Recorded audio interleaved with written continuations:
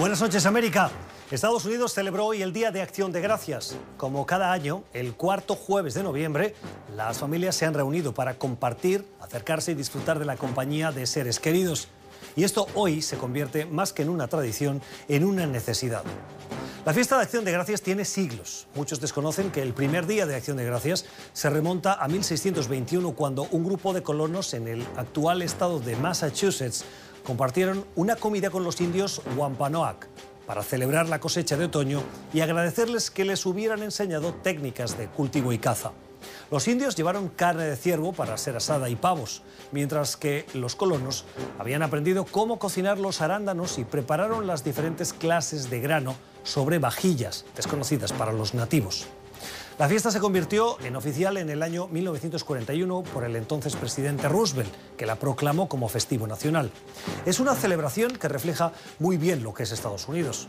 Una mezcla de culturas, de gentes venidas de muchos lugares por muchos motivos y que, más allá de sus diferencias, encuentran un motivo para entenderse, para valorar lo que se tiene y animarse para buscar lo que se aspira. Una fiesta hoy más necesaria que nunca por la gran polarización que vive este país y que debería ayudar a reducir esa tensión para volver a ser esa tierra de acogida y entendimiento y aceptación del otro que la ha definido. Lo ha sido durante décadas y lo tiene que seguir siendo. Son las 8 en Bogotá, Lima, Quito y la costa este de Estados Unidos y las 10 en Buenos Aires y Santiago. Y esto es Poder Latino. Bienvenidos.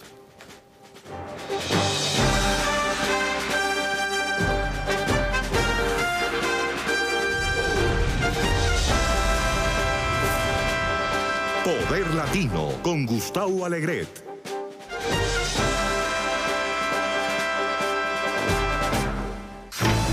Hoy en un programa distinto, como decíamos al principio de este Día de Acción de Gracias, un programa en el que les proponemos echarle una mirada a cómo se celebra esta jornada, una de las más bonitas de la tradición estadounidense y norteamericana, porque los canadienses también lo celebran. No ahora, lo celebraron ya hace unas semanas, pero Estados Unidos celebra hoy el Día de Acción de Gracias y los latinos forman parte de esta sociedad. Veamos.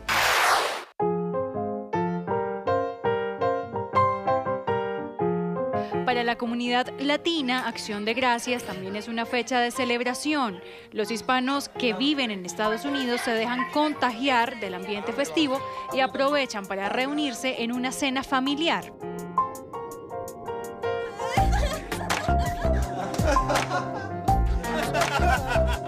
Aunque el pavo es la referencia número 1 que se tiene del Thanksgiving, en este caso el sazón latino da vía libre a que las tortillas, los tacos, tamales y arepas roben protagonismo.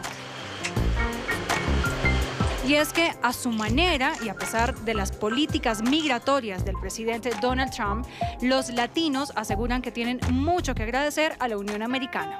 Sí, yo estoy agradecido con Estados Unidos por las oportunidades que nos ha dado y hemos creado un negocio. Se ha creado un negocio muy en este país para el sustento de la familia. Yo doy gracias a Estados Unidos porque aquí vine a encontrar las oportunidades que en mi país no se presentaron. Los latinos suman el 18% de la población total de Estados Unidos y cada vez más miembros de esta comunidad deciden sumarse a la celebración de Pascua. La celebración del Día de Acción de Gracias en Estados Unidos también por parte de la comunidad latina que forma parte de este país. Es, como decían en inglés, un melting pot, una sociedad creada, construida con los aportes de la riqueza de muchas generaciones llegadas y de muchas culturas que conforman la sociedad estadounidense. Vamos a conversar hoy en nuestra mesa de debate, en nuestra mesa de trabajo, en este programa, en la próxima hora de Poder Latino especial, Día de Acción de Gracias, con Jaime Aparicio. Él es ex embajador de Bolivia en Estados Unidos, analista político. Señor Aparicio, buenas noches. Buenas noches. Gracias por estar con nosotros. Gracias. Con Alberto Avendaño, es periodista, fue editor del diario El Tiempo Latino del Washington Post, es analista también de cuestiones políticas y económicas. Diría que un poquito de cualquier cosa, porque te gusta tener una visión amplia, como decía que el profesor de periodismo de universidad, que el periodista es el oficio del océano de conocimientos con 1 centímetro de profundidad. No voy a entrar tan profundo en el tema, pero lo que sí te puedo decir es que si soy algo, soy palabrero y esencialmente lo que soy es poeta. Ya sé que todo esto del Washington Post, lo de ganar Emmys y todas estas cosas quedan muy bien, pero en realidad soy poeta y ahora que me estoy haciendo viejo, cada vez vuelvo más a la literatura. A la literatura. Bueno, gracias por acompañarnos y bienvenido a Poder Latino. Gracias. O bien regresado, porque tú estuviste en los inicios de Poder Latino. Es un privilegio estar aquí y compartir la mesa contigo, a quien sabes que admiro. Muchas gracias. Nosotros a ti por tenerte. Y también va a estar con nosotros esta noche Ricardo Amado, es profesor de la Universidad George Washington, es estratega, es analista. Profesor Amado, buenas noches. Muchas gracias. Gracias por eso. ¿Usted también es poeta? No. ¿No es poeta? Yo me dedico solo a esto y de casualidad. ¿Y usted es poeta? Yo leo poesía. Ah, bueno. Entonces los que escriben poesía al menos pueden seguir dando trabajo. Por lo menos tengo un lector. Pero quiero decirte una cosa muy rápidamente. El embajador y yo compartimos algo y compartimos a una persona en común. El que fuera cónsul general de Bolivia en Washington. ¿Y eso de compartir una persona cómo se...? Pues que de repente, antes de entrar en el programa, él me dice, ¿usted conoce a don Osvaldo? Y empezamos a hablar y de repente encontramos a alguien en común. Y el mundo es un pañuelo. Así es. O el cosmos es así. El cosmos es así. Oigan, Día de Acción de Gracias. Démosle gracias cada uno a quien considere. Hay gente que le da gracias a Dios, hay gente que le da gracias a una divinidad no definida, hay gente que le da gracias a la vida, a la naturaleza, pero el sentimiento de dar gracias, la actitud de dar gracias, hoy forma parte e inspira, ha inspirado esas reuniones familiares de amigos, de vecinos, de conocidos, de recién encontrados y que inspira la que personalmente considero una de las fiestas más bonitas de este país. ¿Han comido pavo? Sí, por supuesto, mucho. Sí, también. Sí, claro. Yo te digo una cosa, en mi casa se siguen las tradiciones, es decir, mi media vida de Estados Unidos, después de venir de la vieja Europa a este país, empieza en Texas.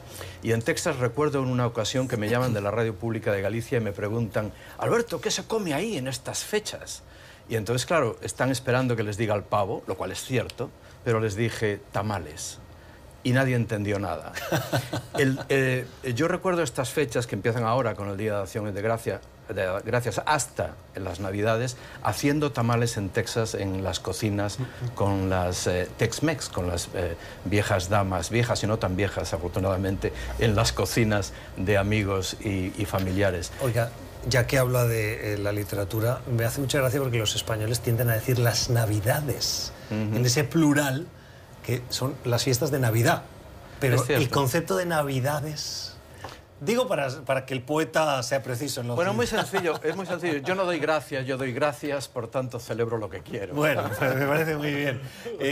¿Cómo cree que se integra el aporte de los hispanos, de los latinos, a estas festividades del Día de Acción de Gracias? Mira, primero sobre el Día de Acción de Gracias, es una fiesta que es muy fácil entender por qué los latinos la celebran y la sienten como propia, porque la comunidad hispana es muy agradecida en general.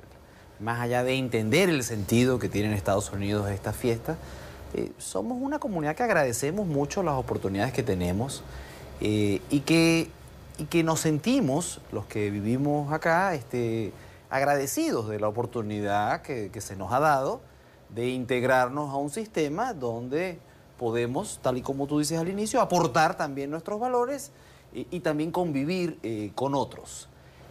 Dicho eso, es una fiesta extraordinaria y yo creo que por eso tantos latinos la celebramos, independientemente de lo que comamos, Gustavo, independientemente si le cambiamos, si son tamales, o es cochino, o es cerdo, gallina, o si es gallina, o si es pavo y lo cocinamos a nuestra manera.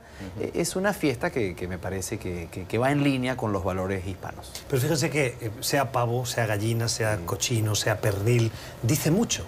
Porque es el aporte que, en el fondo, de una manera gráfica, en un alimento, esa cultura está llevando a ese país. Que lo plasmamos en el pernil, en el cochino, en el tamal, pero que si uno quiere hacerlo, llamándosle la poesía, extrapolarlo de lo que es el tamal, el pernil, es el aporte de ese conjunto de ciudadanos que viene de una cultura determinada y que aporta a este país. Así es. Yo creo que es una de las fiestas, tal vez la fiesta, donde más se ha asimilado el latinoamericano, porque es una fiesta no comercial, es una fiesta que aprecia valores que los latinos son muy cercanos, como la familia, los amigos y la gratitud en general a la vida. Y además que se da en un contexto en el que ellos pueden aportar también sus propios productos. También hay menos presión comercial. Exacto, no hay... En Navidad muchas veces, para algunos, hay una presión de trabajo y de comercio superior. Y es un día muy relajado, en cambio. Sí, fíjense que cada vez más grandes cadenas estadounidenses hoy han tenido cerrado, claro, y lo han hecho a conciencia.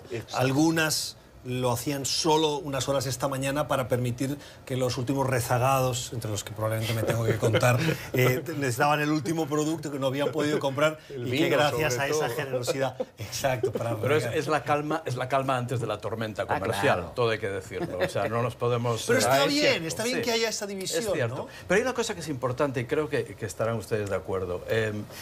El Acción de Gracias, el Thanksgiving Day, es la celebración de un encuentro que a veces nos olvidamos. Naturalmente, desde la perspectiva anglo, y este país se puede contar transversalmente desde una perspectiva hispano-anglo y desde una perspectiva anglo solo, o solo anglo, desde la perspectiva más global, ese encuentro se puede explicar desde el encuentro de los recién llegados con los indígenas que se encuentran. Muy bien, pero 60 años antes había habido otro encuentro de unos españoles que llegan a Florida, que por cierto le dan el nombre porque llegan el día de la Pascua a Florida y ven esas flores y aquello se quedó para siempre. Pero la descripción de los textos de esa época, cuando pasan por las costas de Florida, desde la distancia describen lo que ven y describen tal belleza, claro, ornamental que le ofrece la naturaleza, ese espectáculo, claro, que desgraciadamente hoy se ha perdido. Pero hay algo muy bonito. Hoy ves la construcción. Claro, pero hay algo muy bonito que a veces nos olvidamos, porque siempre que hay esos encuentros hay luces y sombras, hay aberraciones y hay cosas muy positivas también. Nos olvidamos de que en realidad estamos celebrando un encuentro. Lo que ocurre después, como se dice en el dicho, es historia. Y la historia evidentemente está plagada de fortunios y infortunios. Pero es bueno recordarlo cuando nos sentamos alrededor de las mesas que son generalmente en este país, por razones forzosas, familiares, humanas, de amistades, son mesas multiculturales y son mesas tremendamente globalizadoras, que es en el fondo lo que significa un día como hoy. Pero por otro lado, una cosa muy interesante que hablaban sobre todo en NPR, en la radio pública, es el tema de que en estos años ha sucedido una cosa nueva, que es las dificultades que se dan en el Thanksgiving por la división política que existe en este país. Hay muchas familias que han decidido no reunirse en estos años por esta división y por evitar conflictos que puedan ser. Y ese es un tema que me ha llamado mucho la atención, porque realmente era una fiesta de unidad, una fiesta de incorporar a la gente. Incluso una cosa muy linda que tiene esta fiesta es que la gente invita a aquellos que están solos, que por alguna circunstancia están sin su familia o no van a pasar o no conocen el Thanksgiving, entonces lo incorporan.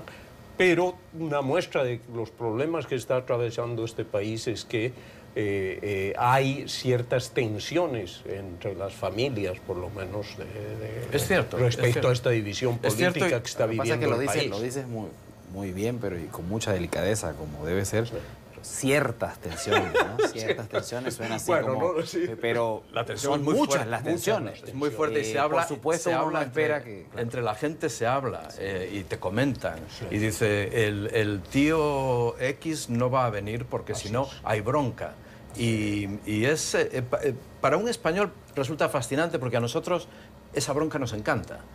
pero cada uno tiene sus gustos alrededor de la mesa. Estamos acostumbrados a lidiar con eso. Acá es más difícil. Por eso es noticia. Mucho más Pero hay un difícil, montón de artículos en internet que dice cómo lidiar con esto, cómo lidiar con el tío que se va a poner a hablar de política.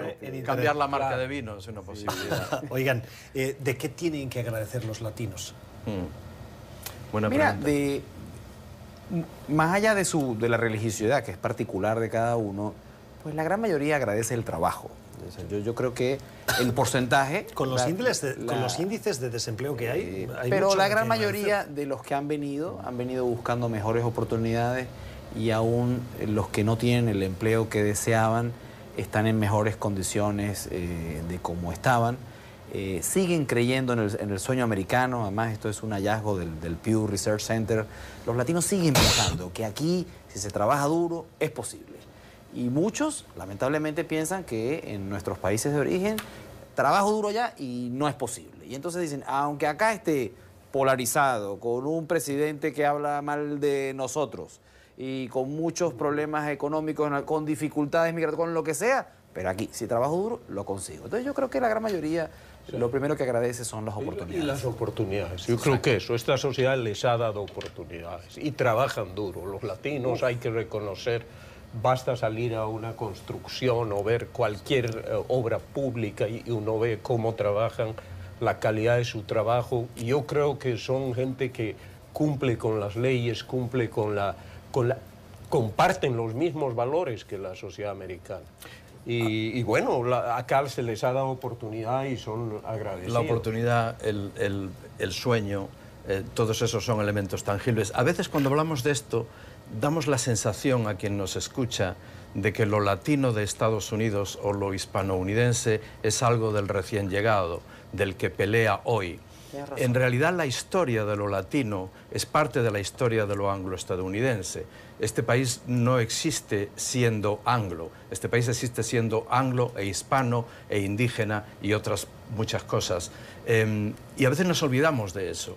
La construcción es multicultural en esencia y nos olvidamos de eso también. Estaba leyendo estos días un libro fascinante de Rosina Lozano que se titula La historia del español, The Story of Spanish en los Estados Unidos, y cuenta cómo el tema de la lengua de la que estamos hablando ahora siempre, sobre el español en Estados Unidos, bueno, lo que hoy hablamos de la política de la lengua no hace más que 100 años, a finales del siglo XIX y principios del XX, era la lengua de la política, porque todo lo que era Nuevo México, Arizona, Colorado, California, todo eso hablaba español. Esa gente ya estaba celebrando sus propios días de acción de gracias. Esa gente ya celebraba con espíritu americano. Por tanto, están las oportunidades, está el sueño, pero está también la propia realidad de lo hispano de Estados Unidos. Sí. Antes hablaba, embajador, del tema de los trabajos y mencionaba en la construcción, en el sector servicios. ¿Cree que los latinos hoy tienen, en general, techos de cristal de determinados sectores a los que ellos no acceden? Con honrosas excepciones, lógicamente. Por eso digo en general. Hay techos en los que los latinos están... Bueno, yo creo que es un proceso de primeras generaciones, segundas generaciones. Lo que sí estoy convencido, y no sé de otras inmigraciones, pero sí me consta la latina, es que una de sus principales aspiraciones es educar a sus hijos y que sus hijos vayan a la universidad, que tengan distintas oportunidades. Y por eso vemos en las nuevas generaciones, ya en la mayor parte de grandes universidades, hay estudiantes latinos de orígenes muy humildes. Estamos viendo ya en el Congreso de la República nuevos congresistas jóvenes que vienen o con origen latino.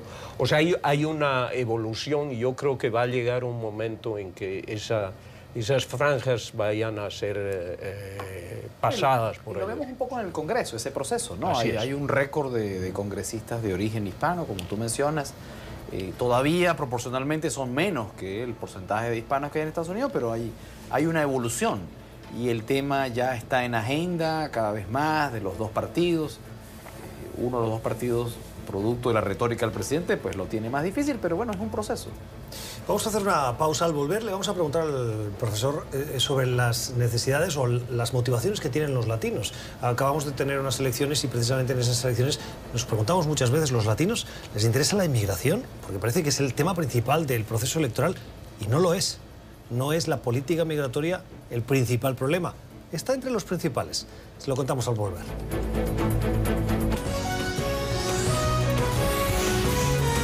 Continuamos con Poder Latino. Seguimos en nuestro Poder Latino de hoy, especial Día de Acción de Gracias, analizando precisamente esa suma de culturas, de aportes y cómo los latinos están aportando a la identidad estadounidense y cómo se nutren también de estas tradiciones.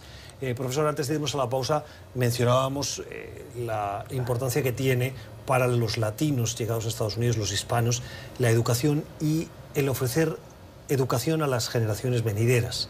¿Cuáles son las principales motivaciones, preocupaciones e intereses de los latinos, según el PIU? Cuando nos fuimos a la pausa, la pregunta que hiciste era si para todos los hispanos la inmigración era el principal problema, y la respuesta es no. Eso no quiere decir que quien diga que no es su principal prioridad no le importe el tema, ni piensa que le afecte, ni que es una mala persona, ni que porque yo tengo resuelto mi problema migratorio no me importa lo que le pase a los demás. Sencillamente, la gran mayoría, pues legítimamente, dice, mis problemas son empleo, salario, vivienda, esas están entre las prioridades de los latinos, salud, educación. Y eso es un tema que a veces, aunque está muy claro y la evidencia empírica es muy fuerte, pues pareciera que los dos partidos tienen dificultades para hablar de esto. Y los dos, cada uno desde su agenda, habla como si la reforma migratoria fuera lo único que le importara a todos los hispanos. ¿Y por qué cree que sucede eso? Bueno, ¿por prejuicios? En el caso del presidente, aunque no me guste, porque le ha funcionado. Porque una cierta agenda del miedo le ha sido eficiente para sus fines electorales. Legítimamente, yo no trato de no juzgar esto, hay un grupo de ciudadanos que les da miedo que de verdad dentro de la caravana vengan algunos criminales. Yo prefiero pensar que ellos saben que no son todos, pero legítimamente dicen esto hay que controlarlo. Sí, pero fíjese que hablamos de inmigración y enseguida usted ha dado el paso a la caravana. La inmigración en este país es la esencia y no llegan necesariamente ni por la frontera ni en caravanas. Sí, la mayoría llegan por los puertos de entrada. Los términos del debate, aunque no nos gusten, los impone el que tiene el micrófono más grande. Claro, pero la prensa tenemos que destacar siempre que lo que pasa es otra cosa, no lo que digan. No, coincido contigo y es un desafío, insisto, para los dos partidos. Me preguntas ¿por qué? Yo creo que no han encontrado la manera, no han encontrado la manera de salir de la coyuntura, de la urgente, del fuego. Les parece poco rentable y poco viable construir una agenda, pero hay un montón de latinos de los dos lados que están esperando con hambre que les hablen de educación, salud. Yo solo conozco un político en Estados Unidos al que he cubierto, he entrevistado millones de veces. Ya sé quién es. No tantos, él sabe quién es. Y es Empieza por T. Es el ex candidato a la vicepresidencia de Estados Unidos y el que se acaba de reelegir, senador Tim Kaine. Sí. Kaine es el único político de Estados Unidos, que es tremendo, porque estoy hablando de más de 20 años de seguir la política estadounidense. Un político que no es latino desde el punto de vista cultural, que lo he escuchado hablar en el suelo del Senado de Estados Unidos y en reuniones públicas de Estados Unidos, hablando de lo latino como algo esencial a la cultura estadounidense y no vinculándolo exclusivamente al tema migratorio. El tema migratorio es una de las... Yo creo que lo estoy leyendo en lo que estás diciendo como una especie de subtexto, es como una de las perversiones políticas. Es no que el tema sea de gran importancia para la comunidad latina de Estados Unidos, la comunidad que vota, la comunidad que está integrada en la sociedad, lo que yo llamo hispanounidense, sino que oportunísticamente es un acicate que enciende pasiones. Y el problema es que al encender pasiones se hace demasiado ruido y al hacer demasiado ruido perdemos el Pero norte. fíjate que en el caso de Tim Kaine, es cierto, te doy la razón porque siento que es perfectamente el ejemplo de cómo un estadounidense, nacido en Estados Unidos, nutrido en Estados Unidos, habla muy bien y con conocimiento de causa de los latinos, de la comunidad latina. Pero fíjate la particularidad, Tim Kaine vivió en Centroamérica. Honduras, creo, ¿no? Sí. Y el hecho de haber convivido durante un periodo largo de tiempo le hace que, por ósmosis, aunque sea por convivencia, no solo porque puede utilizar el idioma, más o menos, porque tiene sus dificultades, pero lo comprende bien, eso hace que ya tenga un canal de comunicación directo.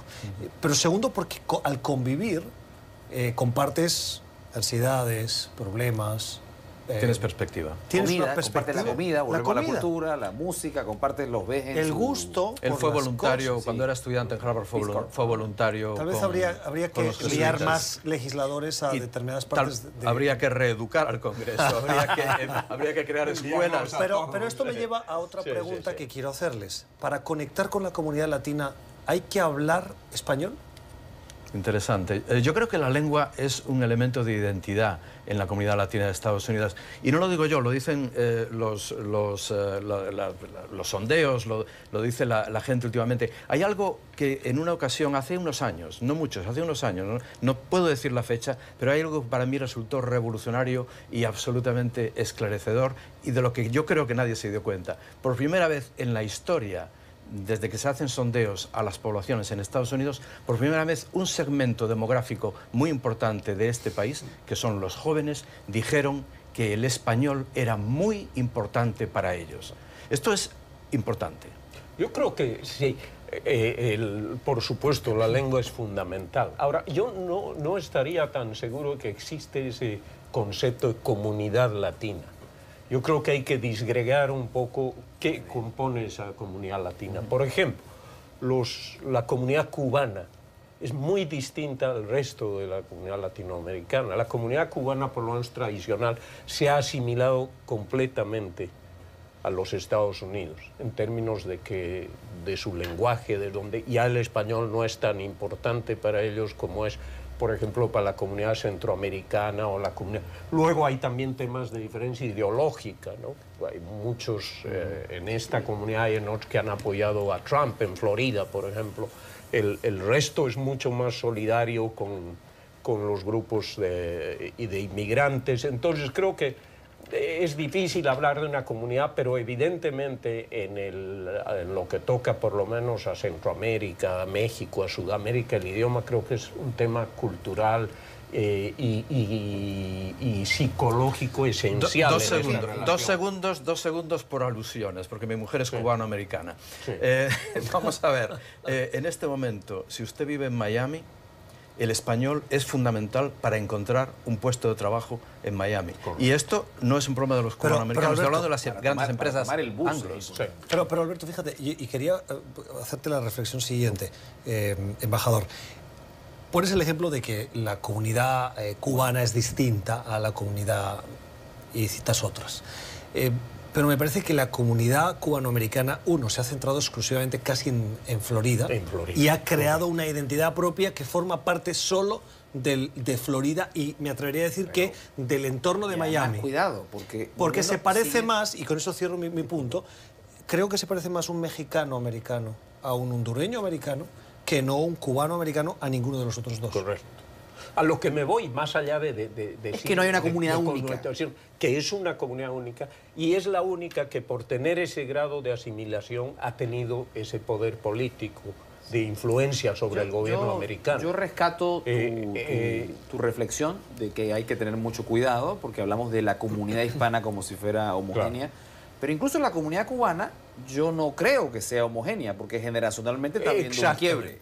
Todo lo que tú estabas diciendo aplica a los primeros que llegaron hasta hace 20 años. Pero tú le preguntas a un muchacho de 20 años hoy, si todo este cuento de Fidel y se vuelve medio loco. Dice, ya eso no me...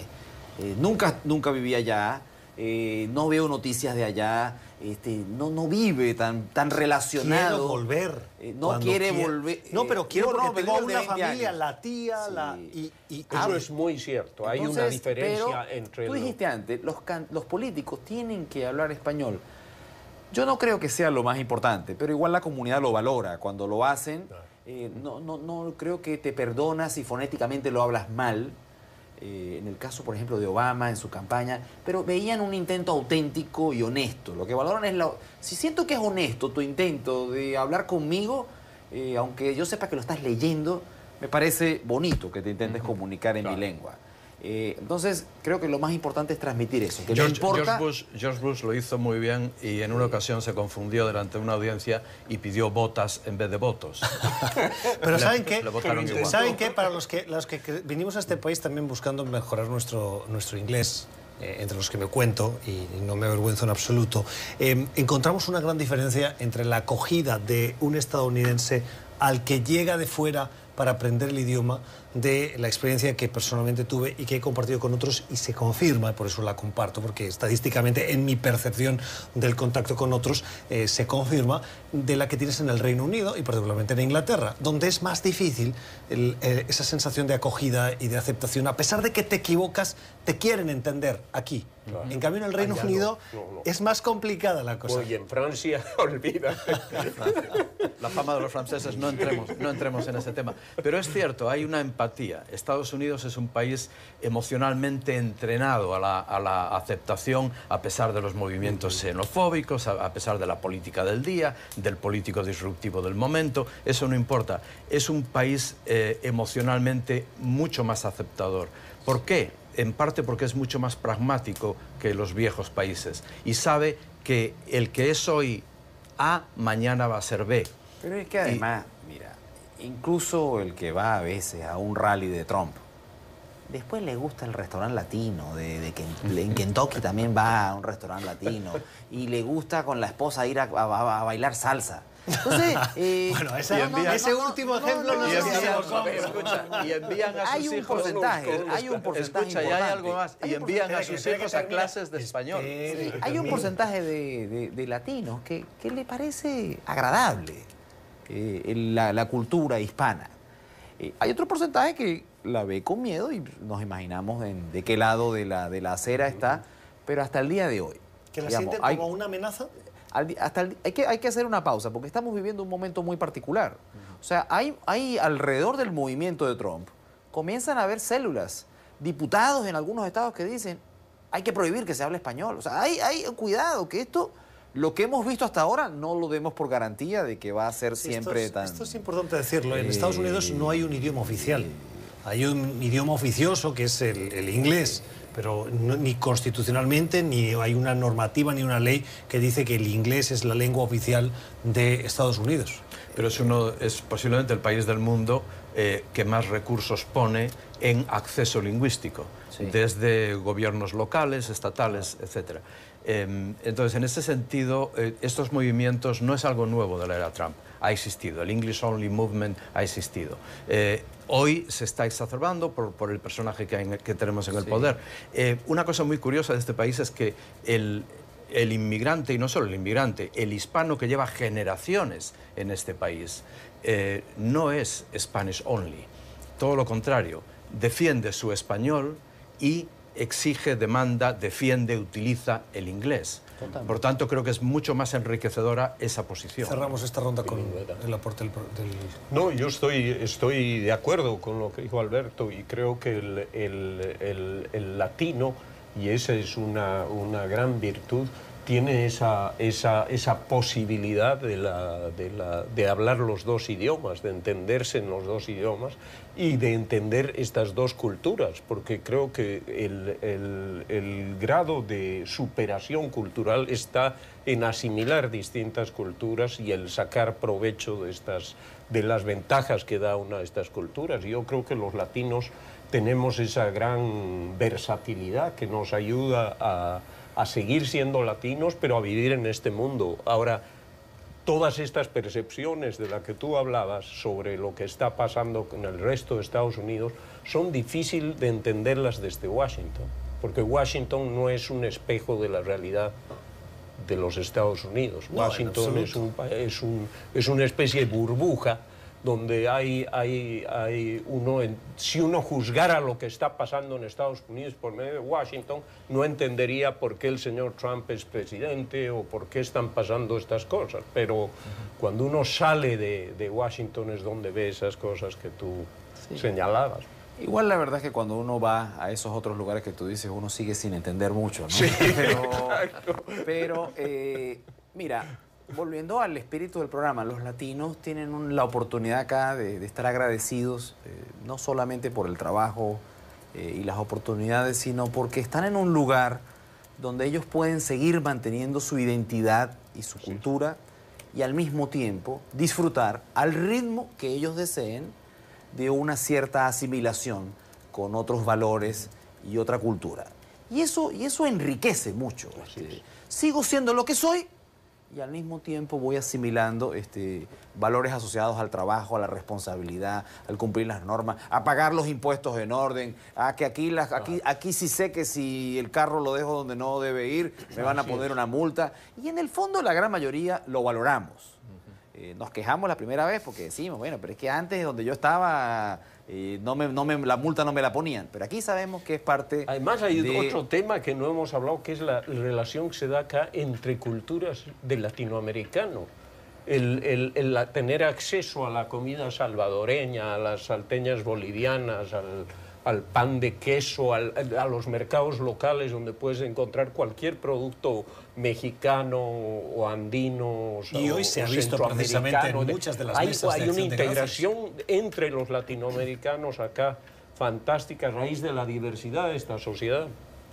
Esto es Poder Latino, hoy especial Día de Acción de Gracias, analizando precisamente cómo está la comunidad latina, la comunidad hispana en Estados Unidos y cómo se integra a la cultura estadounidense. Ya regresamos.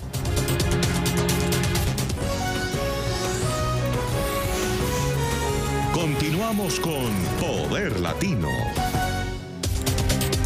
Seguimos en Poder Latino en esta recta final de este debate que hoy les proponemos sobre el Día de Acción de Gracias y la comunidad hispana en Estados Unidos. Lo estamos analizando con Jaime Aparicio, ex embajador de Bolivia en Estados Unidos, con Alberto Avendaño, periodista y ex editor del Tiempo Latino del grupo Washington Post, y de Ricardo Amado, que es estratega, analista, profesor de la Universidad George Washington. Este año se han producido elecciones de medio término en Estados Unidos y los nuevos congresistas, el nuevo Congreso, toma posesión el 3 de enero.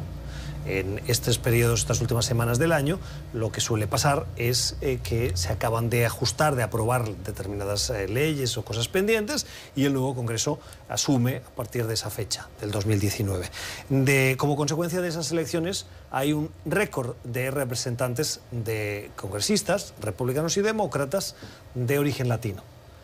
NALEO, que es una organización que se dedica a defender y analizar los datos, las estadísticas de la comunidad latina en Estados Unidos, dice son datos récord, pero aún así siguen siendo muy bajos. Dice NALEO 36 representantes con pasado latino en la Cámara de Representantes, de 425 o 35 si no estoy mal, y 4 senadores de 100. Y es una cifra récord. ¿Por qué, siendo la comunidad latina, los hispanos en Estados Unidos, 50 millones de ciudadanos que viven, trabajan y pagan sus impuestos en este país, tienen una representación que es tan bajita? Yo creo que el profesor nos va a iluminar, pero antes quiero decir solamente 2 palabras desde la experiencia personal de haber cubierto a la comunidad, de haber estado en las trincheras informativas durante demasiadas décadas en este país. Y siempre se ha hablado en mis tiempos en prensa hispana de Estados Unidos de el gigante dormido. Ese gigante dormido que votaba en números demasiado deficientes. Ese gigante dormido que demográficamente es una fuerza potencial y una fuerza hispanounidense muy importante que puede hacer la diferencia, pero que nunca acababa de tener lo que en inglés se llama el civic engagement, el involucramiento cívico, el compromiso cívico, el ser proactivo políticamente. A pesar de eso, como muchos políticos me reconocían incluso en este ciclo electoral, ese 7% que a lo mejor en Virginia tiene el voto latino, ese 8% que tiene en otro sitio, ese mínimo porcentaje está haciendo la diferencia. Mira, falta... El futuro de la comunidad hispana es promisorio. Va a haber más representación y va a haber más poder para la comunidad. Creo que es un proceso, como dijimos antes. Y yo creo que ha faltado estrategia, ya ha faltado mensaje. No nos olvidemos que los latinos no tienen por qué votar por un latino automáticamente, igual como una mujer no lo hace por una mujer y otros grupos lo mismo. Perdón, pero los afroamericanos sí votaron masivamente por Barack Obama. Y había una conexión emocional. Sí, tienes, tienes razón. O sea, un candidato republicano o caso, demócrata que fuera latino no arrastraría más latinos por ser latino, por esa conexión emocional. Tiene ese atributo positivo, pero tiene que hacer un montón de cosas bien. Pero fuera de las campañas presidenciales, que son particulares, a nivel de Congreso ha faltado un proceso en el cual los latinos se involucren desde, como sucede en Estados Unidos, desde cargos más pequeños en sus estados, desde el Congreso estatal. Entonces, ¿qué hace falta para que esto crezca de verdad? Más candidatos en puestos de representación más pequeños, más candidatos que se preparen, organizaciones como una Leo, que lo mencionas, están haciendo un gran trabajo apoyándolo, pero es un proceso, toma tiempo y hace falta sobre todo, Gustavo, volviendo a lo que preguntaste antes, mayor sintonía de lo que les preocupa a sus comunidades. Yo voy a una comunidad que incluso tiene 40% de mexicanos y me pongo a hablar de los problemas de los mexicanos y qué pasa con el otro 60%. Entonces ha faltado sintonía entre los problemas de los hispanos y los problemas del resto de la comunidad. Las opiniones hoy en nuestro especial Poder Latino de Día de Acción de Gracias con Alberto Bendaño, con Jaime Aparicio y con Ricardo Amado. Caballeros, gracias por haber estado con nosotros. Gracias a ustedes. Gracias por su tiempo. Y bueno, mañana no compren mucho. Aunque las cosas van bien en la economía. Nosotros regresamos enseguida. Y hoy en esta selección de mensajes de Twitter hemos querido buscar a aquellos que comparten la felicidad del Día de Acción de Gracias. Les tengo que confesar que el Día de Acción de Gracias es una de las fiestas que más... de las que más devoto soy de las tradiciones estadounidenses. Creo que es una fiesta tan bonita y los estadounidenses, los que la viven, lo han celebrado, lo han deseado con mensajes como estos. Feliz Día de Acción de Gracias 2018 para ti. Toma un momento en este día para pensar en las cosas por las que estás agradecido sin importar las que puedan ser, porque todos tenemos algo por lo cual estar agradecidos en este buen día. Feliz Día de Acción de Gracias de mi parte y de Landon. Sé agradecido por lo que tienes y ayuda a quienes tienen menos y están solos en estas fiestas. Un agradecimiento especial para quienes están lejos de sus familias, así como para los socorristas. Con estas buenas felicitaciones para este puente de Acción de Gracias en Estados Unidos, terminamos también nuestro programa de hoy deseándoles una feliz jornada. Nos volvemos mañana con más Poder Latino. Que descansen. Feliz noche.